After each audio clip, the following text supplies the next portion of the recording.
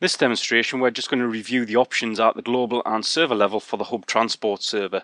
We'll then have a quick look at the default configuration, and we'll just talk about some of the options that we can modify. So, organization configuration level, first of all, we have Hub Transport servers. So these are global settings for all of the transport servers. We'll start off with remote domains, and remote domains at this point here are things that we can send to. We've then got accepted domains, so what we can receive for.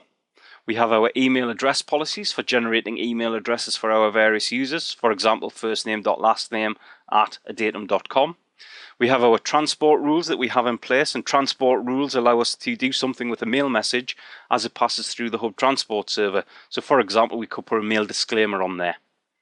Journal rules, so we can specify who to send journal entries to in the case of mail passing through our server, and we can specify groups. So I could say, for example, all mail messages sent by the accounting department need to be journaled for auditing purposes, and that could then be sent to a journal user. The send connectors, we don't currently have any in place, so this is me sending mail out.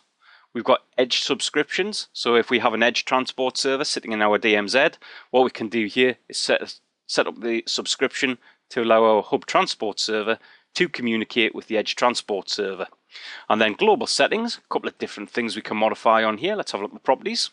We can specify things like maximum receive size coming through the Hub Transport server, maximum send size coming through the Hub Transport server, maximum number of recipients per mail message. We've also got as well maximum size of mailbox database for the transport dumpster and the maximum retention time. Now this is used with database availability groups in case one of the mailbox server dies and we need to retrieve the mail and replay the mail. We can then also specify the external postmaster address as well. And what I've found in my experience is this is set up, but nobody ever bothers checking it. So all that's happening here, we're just taking up disk space. Message delivery. So what we've got here is we can enter the IP addresses for any servers deployed in the perimeter and also the range of IP addresses for the organization. These things are then ignored by any sender ID and connection filtering. So click OK here. Now that we've done that, we'll come to our server configuration for Hub Transport. We can see we have receive connectors in place and we have the defaults in place. So what we've got is we've got the default for receiving SMTP mail and the default for receiving client mail. So we'll find that the port number on here is slightly different to the port number for the server. Server uses port 25. If we just have a look at the properties, have a look at network, we can see we're listing on port 587 for any client SMTP requests.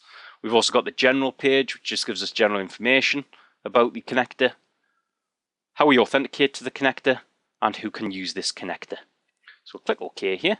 So that's the very basic and default settings that we have with the Hub Transport server. Potentially the only thing I would need to do here is maybe create some receive and send connectors for internet mail. So that's the end of this demonstration. Thanks.